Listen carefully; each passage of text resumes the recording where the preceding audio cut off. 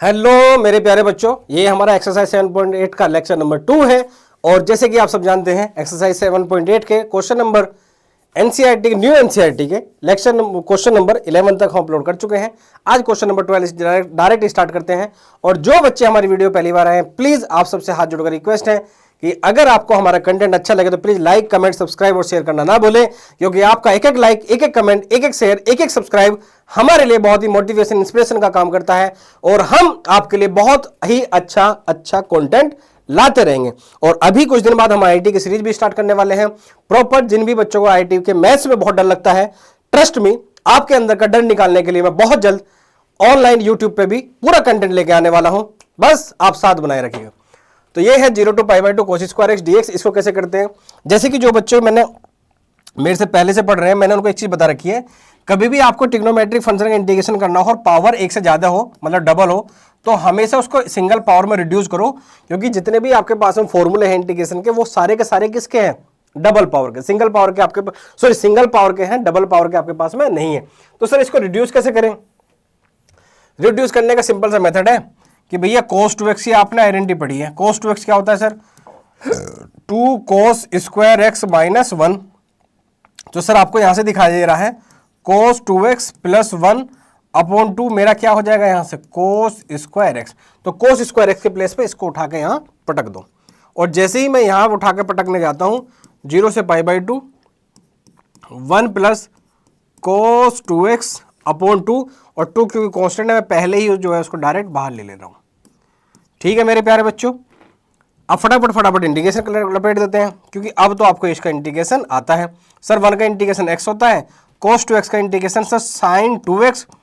और जैसे कि आप सब जानते हो, डिफरेंशिएशन में हम x के कोएफिशिएंट मल्टीप्लाई करते हैं बाय चेन रूल में, और सर इंटीग्रेशन में x के कोएफिशिएंट से हम डिवाइड करते हैं, क्योंकि सर इंटीग्रेशन और डिफरेंशिएशन एक दूसरे क्या है? उल्टे।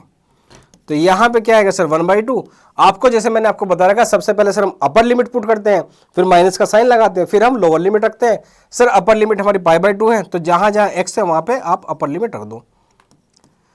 1/2 साइन 2 इंटू π/2, फिर सर माइनस का साइन और फिर लोअर लिमिट लगा लो। 0 प्लस साइन 0 0 होता है, और यहां से साइन पाई कितना होता है? वो भी 0 होता है, तो 0 पूरा होगा। इसलिए सर आपका आंसर कितना आ गया इसका? π/4। घबराना नहीं है मेरे प्यारे बच्चों।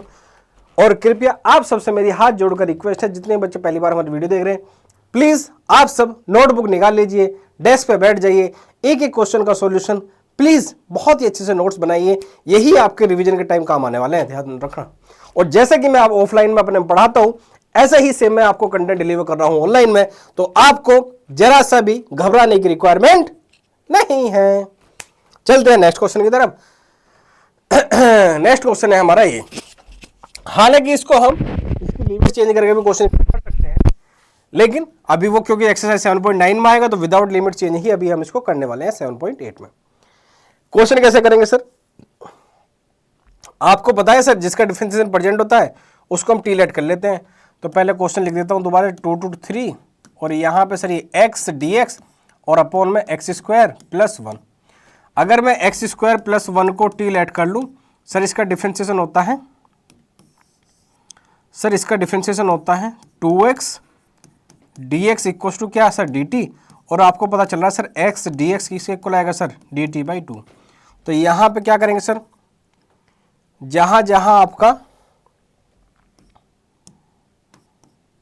1/2 तो कांस्टेंट बाहर है, x dx के प्लेस पे क्या आ गया सर? मेरा dt। और यहां पे x स्क्वायर प्लस 1 को क्या लेट करा था मैंने? t। अब आप कहोगे सर यहां वेरिएबल चेंज होगा तो लिमिट चेंज होगी। नहीं, लिमिट चेंज यहां कर सकते हैं, उसमें कोई बुराई नहीं है, लेकिन क्योंकि आपकी जो एनसीईआरटी है लेटेस्ट वाली, उसमें जो क्वेश्चन है लिमिट चेंज करने वाले, वो 7.9 से स्टार्ट होते हैं। तो जब 7.9 आएगी तो वेरिएबल चेंज वाला कंसेप्ट मैं आपको प्रॉपर पढ़ाऊंगा। जब तक बिना लिमिट चेंज करे ही हम क्वेश्चन को सोल्व करने वाले हैं इन दी एक्सरसाइज 7.8 न्यू एनसीईआरटी। बात समझ में आती है क्या?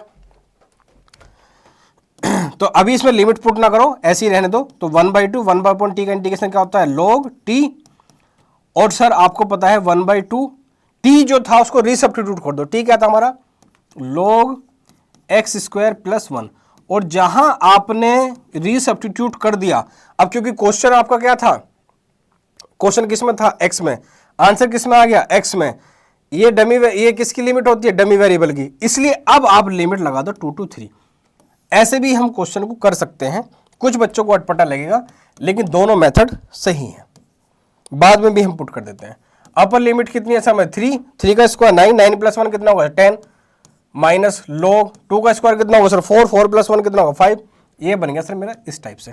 ये कितना होगा सर मेरा 1/2 log 10 अपॉन 5। आपको पता ही है, अगर दोनों टर्म log की हैं, दोनों का कोफिशिएंट 1 1 है, दोनों का बेस क्या है, सेम है, तो हम उनके जो नंबर होते हैं उनको डिवाइड कर देते हैं, 5 2 10, इसलिए सर हमारा आंसर आ गया 1/2 log 2।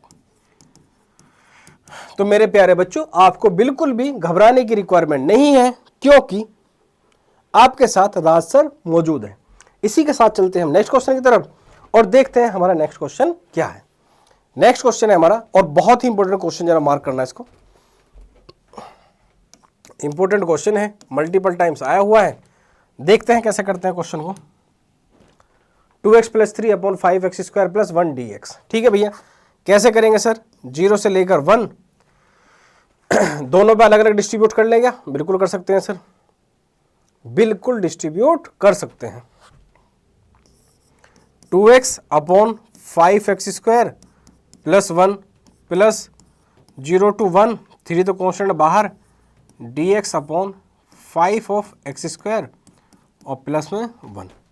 अब कैसे करूं सर इसका, तो भैया एक काम कर लो, क्या सर, 5x² + 1 को टी लेट कर ले, टी लेट करूंगा तो कितना हो जाएगा सर, ये मेरा 10x हो जाएगा, और dx = dt। एक बात बता, इसको 2 × 5x dx लिख सकता है तू, सर आपके मन में ऐसा विचार क्यों आया, क्योंकि मैं यहाँ पे भैया मुझे 2x चाहिए, तो 2x dx किसके इक्वल हो जाएगा सर मेरे, dt/5 के, किसके इक्वल हो जाएगा ये मेरे सर, dt/5 के, dt/5 के। और सर dt/5 1/5 तो तुम्हारा कांस्टेंट है, उसको बाहर। और अभी जो है ना, लिमिट रखने की जल्दबाजी मत करो, क्योंकि हम बिना लिमिट हम बाद में भी पुट कर सकते हैं, इसको अभी ऐसे चलने दो, जब नेक्स्ट एक्सरसाइज आएगी तो वहां और बेहतर तरीके से आपको समझाऊंगा डिफरेंट कॉन्सेप्ट से कैसे कर सकते हैं। फिलहाल लिमिट, क्योंकि जब हम वेरिएबल चेंज करते हैं ना, ये डमी वेरिएबल, क्योंकि लिमिट ये डमी वेरिएबल की होती हैं, ये जो लिमिट है ये इसकी होती हैं, लेकिन आपको पता है ये तो इसकी थी, अब ये चेंज हो गया तो इसकी लिमिट अलग आएगी। लेकिन क्योंकि हम नेक्स्ट टॉपिक में पढ़ने ही वाले हैं एक्सरसाइज 7.9 में न्यू एनसीईआरटी के अकॉर्डिंग, इसलिए वो कॉन्सेप्ट बाद में पढ़ेंगे, फिलहाल अभी लिमिट नहीं रखते हैं। तो ये आ गया सर 1/5, और 2x के प्लेस पे क्या आ गया सर हमारा dt, और सर आपने 5x² + 1 को क्या लेट करा था t, इतना तो सिमट गया सर हमारा। अब आते हैं यहां पर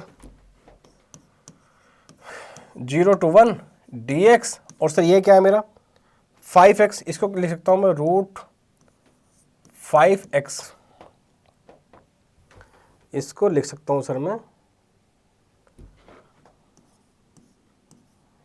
√5x का स्क्वायर और प्लस में 1।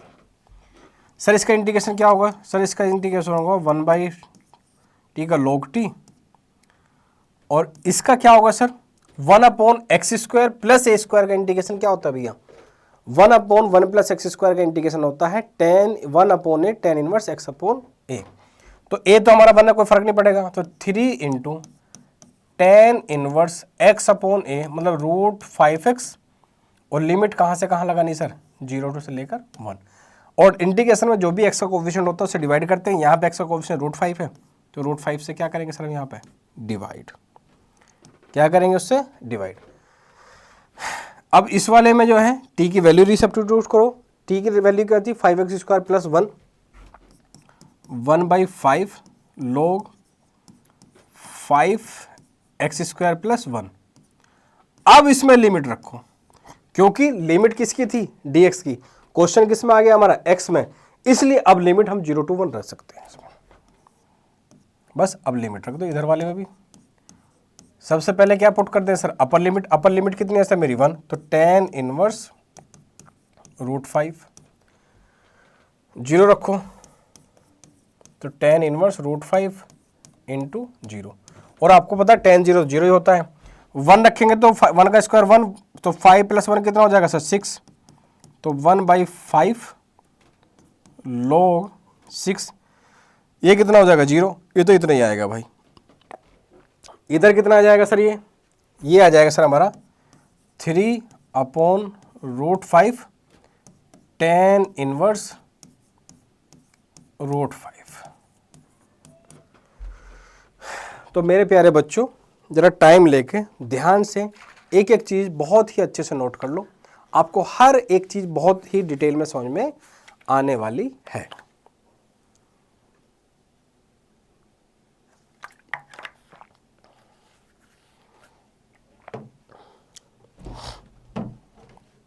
इसके साथ ही चलते हैं नेक्स्ट क्वेश्चन की तरफ, और नेक्स्ट क्वेश्चन क्या है हमें ज़रा देखते हैं। नेक्स्ट क्वेश्चन है हमारा 0 to 1। ये ना भाई थोड़ा सा क्वेश्चन में एरर है। क्वेश्चन है हमारा ये 0 to 1 x इंटू ई की पावर x स्क्वायर। क्वेश्चन ये कुछ इस टाइप से है, ठीक है भाई, ये क्वेश्चन जो है हमारा कुछ इस टाइप से है। तो x स्क्वायर को t लेट कर लो, आपको पता है जिसका डिफरेंशिएशन प्रेजेंट होता है तो t लेट कर लेते हैं। तो 2x dx इक्वल्स टू क्या होगा सर हमारा dt, और सर x dx किसके इक्वल आएगा सर हमारा dt/2। तो 1/2 तो सर हमारा कांस्टेंट है, उसको तो बाहर चिपका दो, कोई दिक्कत नहीं। लिमिट पुट अभी मत करो सर, ये तो रिमूव हो गया सर, और यहाँ पे जो ये x dx है उसके प्लेस पे dt/2 आ गया, तो ये dt हो गया। और इसको यहाँ ना लिख के हम इसको यहाँ ना लिख के e की power t into D T कर लेते हैं।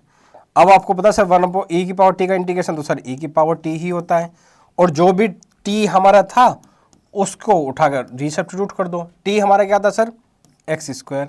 अब लिमिट लगा दो, लिमिट कहाँ से कहाँ आती है सर हमारी 0 से लेकर 1। लिमिट में कंफ्यूज मत होना, दोनों मेथड हैं इसके करने के। तो सबसे पहले 1/2 e की पावर 1, 1 का स्क्वायर 1, तो e की पावर 1 यही रह जाएगा। x के प्लेस पर 0 रखोगे तो, और किसी नंबर की पावर 0 हो, e जो है ना एक कांस्टेंट ही है जिसकी वैल्यू होती है 2.718, और आपको पता है किसी नंबर की पावर 0 होती है तो उसकी वैल्यू 1 होती है सर। तो ये आ गया सर मेरा 1/2 e इंटू 1/2, और 1/2 कांस्टेंट e - 1 आंसर। तो प्लीज़ थोड़ा टाइम लेके एक एक क्वेश्चन प्लीज़ नोट कर लो, और बस फटाफट हो जाएगा सब कुछ।